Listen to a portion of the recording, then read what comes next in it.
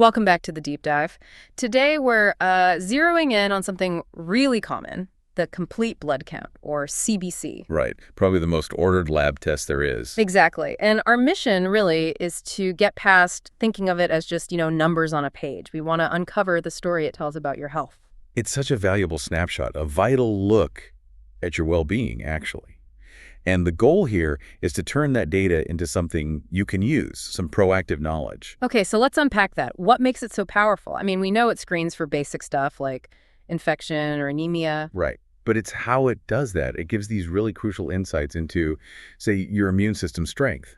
And yeah, it spots infections, anemia, but it can also signal some underlying conditions much earlier than you'd think. Okay, that's interesting. So how do the pros, the lab folks, actually translate these numbers? We hear about red cells, white cells, platelets. Yeah, so those are the big categories: red blood cells, white blood cells, and platelets. And it's the biomedical scientists, the real lab heroes, who interpret these. Lab heroes, I like that.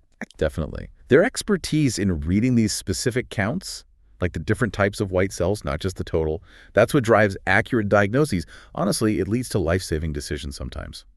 So connecting this back to the listener, what does it mean for you? Understanding this process, what's the key takeaway? It really reinforces why those routine checkups matter. It's about being proactive. Understanding even a little bit about what these tests show is, well, it's the first step. Okay, let's get specific then. You mentioned anemia. Most people just see red blood cell count. Is that the whole story? Not at all, actually. For diagnosing anemia, looking at the quality of the red cells is often more telling. You want to look at HGB, that's hemoglobin. Right, oxygen capacity. Exactly. And the MCV, mean corpuscular volume. That tells you the average size of your red blood cells. MCV. Okay, so what's the story that tells? Because, yeah, most of us just fixate on, is my red count high or low? Well, if your MCV is low, it means your red cells are smaller than usual. Mm-hmm.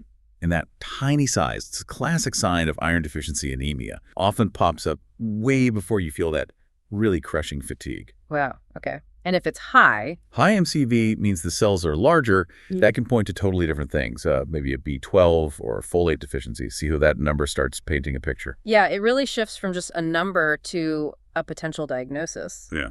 Okay, what about the immune system? You mentioned white blood cells, the total count. Sometimes that doesn't tell you much, right? Correct. The total count alone can be a bit, well, misleading. The real deep dive is something called the WBC differential. The differential? Yeah, it breaks down that total count into the 5 main types of immune cells. For most people, the key distinction to look for is between neutrophils and lymphocytes. Okay, neutrophils versus lymphocytes. What's the different signal? If your neutrophils are way up, that's usually your body fighting a bacterial infection. Something came on fast. But if your lymphocytes are elevated, maybe with lower neutrophils, that often suggests something viral is going on. It gives doctors a quick clue on what kind of battle your body's fighting. So we have red cells telling us about oxygen and nutrition, kind of, through MCV, white cells pointing to infection type through the differential, and platelets, they're for clotting. That's right, clotting ability. So what happens if a professional sees weird numbers across all 3 red cells, white cells, and platelets? Now that's where the pattern recognition comes in. That's the biomedical scientists' expertise shining. They're not just looking at individual high or low flags. They see correlations. If all 3 cell lines are low, for instance, that immediately raises concerns about something deeper, maybe affecting the bone marrow itself. Could be autoimmune issues, could even be early signs of certain cancers.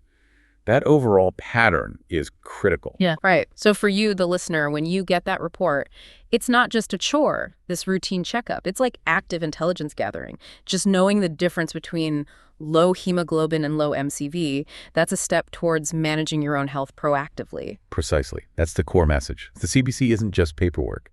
It's essential intelligence. And understanding it helps everyone, helps you, helps your doctor, advances patient care. Knowledge is power here. So next time you see that report, remember those specific markers, HEB, MCV, the differential.